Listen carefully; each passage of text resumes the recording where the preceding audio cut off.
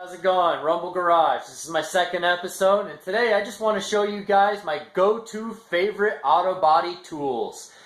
These are basically the tools that I go to every time that I approach a vehicle, only for the sheer fact that they're fast. They really get the job done at an efficient manner, and efficient is everything in the Autobody world.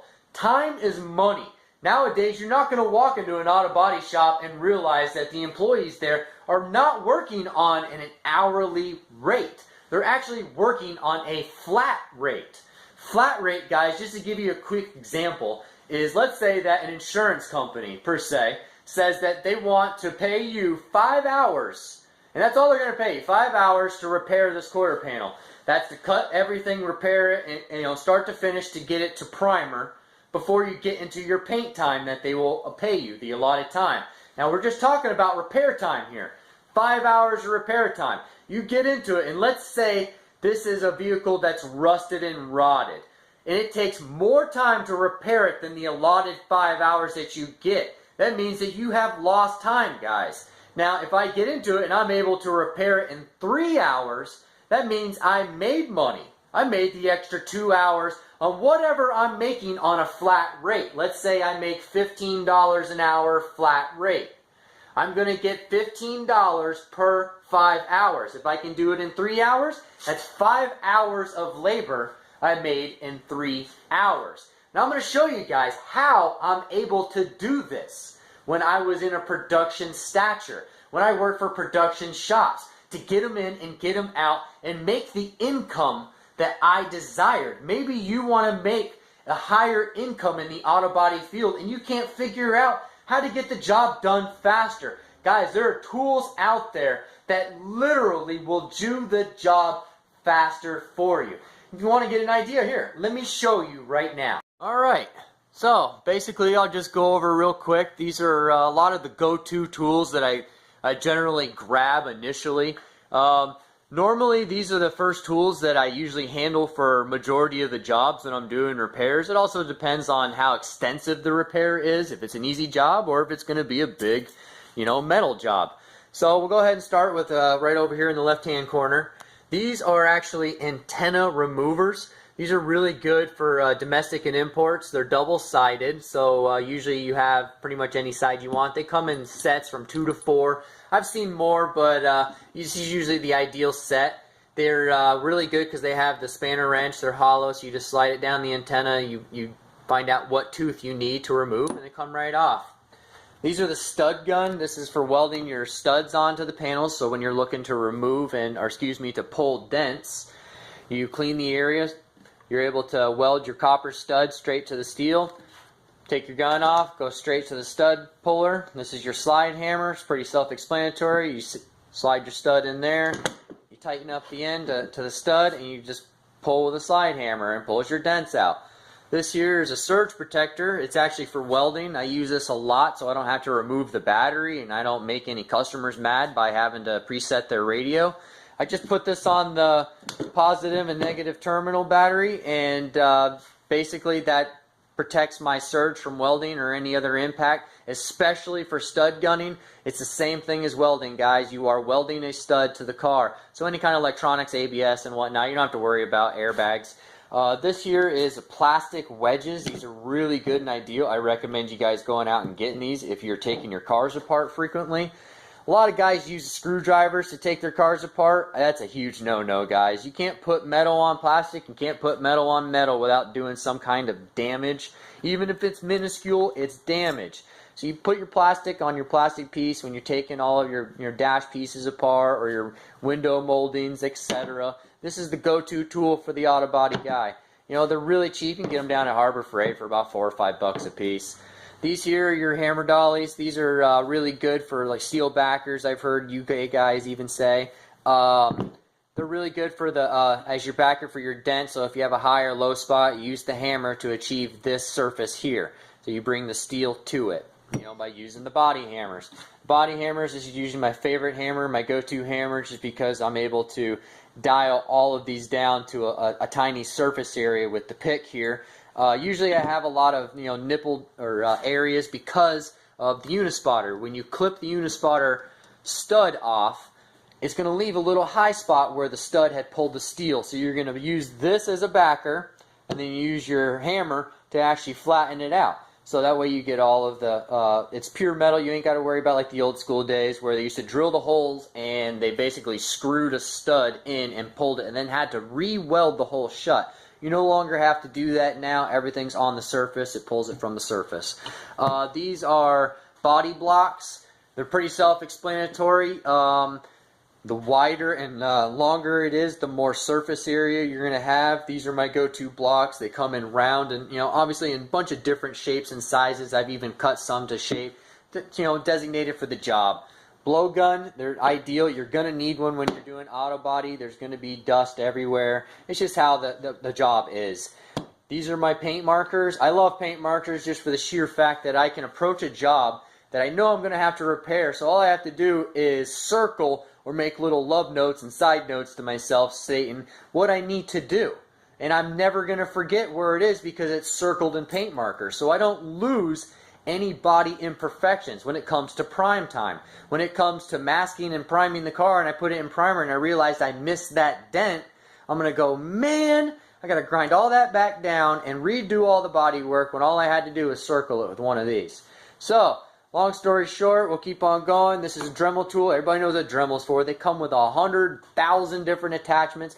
I use it for getting in the little crevices and areas that I can't normally get to. A lot of times I'll use it for fiberglass work, for cutting fiberglass. This is a Duckbill, obviously, because it's shaped like a duck bill. These are really good. This is my favorite manipulation tool when it comes for fabricating metal and folding metal, making panels and whatnot. I could take, let's say you don't have a bending table or a brake. You take 6 or 7 of these on a designated line that you draw on a piece of steel parallel to each other, and you can tweak one at a time very slowly all the way down until you get your designated bend. You literally could do 90-degree bends and so on with just this, with a little bit of metal manipulation, and then hammer and dolly after to make it nice. This here is an eraser wheel. They're really good for removing a lot of vinyl, such as pinstriping and whatnot. Super fast, very effective, makes me a lot of money. This right here is a, it's a mini saw. What's really good about these little air saws is they can basically cut a lot faster and do twice the amount of work as a cutoff wheel with less mess. You don't have to worry about throwing that hot metal everywhere. This is actually my go-to cutting tool. I really like this unless I'm having to do something really fast. It'll be probably, the air hammer, and I'll be using some kind of sheet metal removing tool.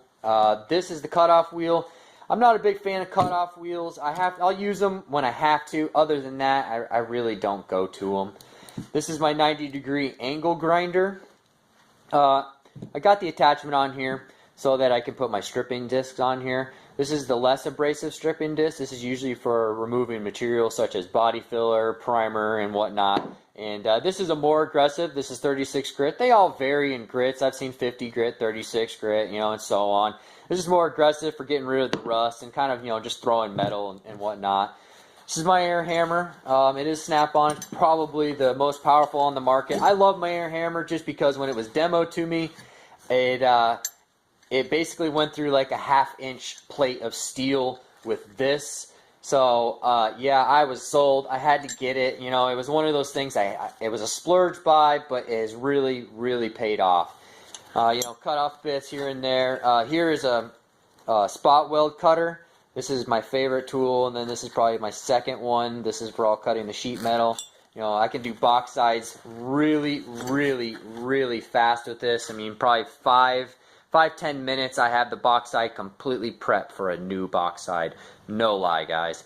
Alright, so this is a descaler, guys. This is for descaling rust. What it does is once you hook it up to the hose, these needles, it's called a needle scaler, they actually vibrate rapidly, no matter how much, depending on the air compressor that you have. But the faster the air, the more power you're going to have. And what they do is they descale all of the rust off of the it almost sounds like a mini air hammer when it's hitting, but but it works really well, so you don't have to use as much sand or material when you're sandblasting. You can descale it first and then run over it with the sandblaster. This right here, guys, is a cheese grater. This is a really old school tool. This is something I grew up with, but this has saved me so much time, so much. This right here, go out and get this. If you want to be an auto body guy, it better be your first tool. This is your best friend. You can put on a crap ton of mud. You can put on as much filler, Bondo, whatever you want to call it, and right before it gets hard, when it's almost to that soft stature and it's almost about to harden up, you can cheese grade the surface flat so that you can get to the pneumatics or get to the block. It's going to cut your work in half so you don't have to mill all that off. It's going to be on the floor anyways, guys. You might as well make it flat to begin with. It's all on how you lay it down. Alright, so we'll get with my pneumatics real quick, guys. This is my board sander. I love my air sander. Inline sander, board sander, surfboard. There's a bunch of names for it, guys. I'm pretty sure a lot of tool companies call it an inline sander, pneumatic. It's pretty self-explanatory. It's made for doing flat surfaces only. It's basically after the DA or anything that spins. Anything that spins, guys, is not a finishing tool. It's a starter tool. Alright, so this is a DA. DA stands for dual action, which means it spins around and it oscillates back and forth. This is my mini DA. My mini sander. It's not a DA. It's not dual action. It actually just spins around. It's really good about this. I use this for my buffing and getting in like little tight, crevices and areas that I can't normally get, especially bumpers and whatnot, and inside of doors, and they're just hard to get to. This is perfect for that. Primer gun, guys. Let me state this, and I really want to emphasize on this. Primer gun is a primer gun is a primer gun is a primer gun. So understand that a $40 primer gun is probably going to shoot the same as a $20 primer gun. I have had a $180 primer gun before, and it wasn't even worth my time spending that because I don't even have it anymore because it ended up gumming up, and now I have this thing. So, long story short, primer gun, as long as you keep it clean on the inside, it's going to spray great. Your primer is not your paint. You're only putting it down because you're going to sand it flat anyways. Primer is to fill the imperfections, guys. And if you did your body work correctly, the only imperfections you're going to have is maybe 180 grit. So basically, this is where I'm at, guys. These are my tools. These are my go-to tools. If you guys like what you see, please like the video. And comment below if you have any questions or concerns about something that you see. Obviously, these are not all the tools that I own. I have many tools, and it would just take a long time to show you guys everything that I have. So basically, long story short, the video is just to kind of show you a general idea of a direction that you can go in to get the job done faster, and really just what I use every day. These are just my favorite go-to tools, that I generally use, and anything other than these tools is probably considered a specialty tool. A lot of these tools on the table, they are specialty tools to me, but anything other than your hand, I guess, is a specialty tool, right? So, if you guys like what you see, subscribe, comment. If you don't like what you see, let me know. By all means, let me know. I want to know what you guys think of what you see, and obviously, I'm going to have some updates of the GC bodies that I'm working on. The white one is pretty soon to be done. I've got a lot of parts on primer, ready to finish up a lot of paint work and go from there, and then it's going to be assembly. So the next video will probably be an update on what I've gotten done so far and kind of just show you guys where we're going to be going with the white car. Thanks, guys. Thanks for tuning in, and again, if you can, comment below and subscribe. Rumble Garage.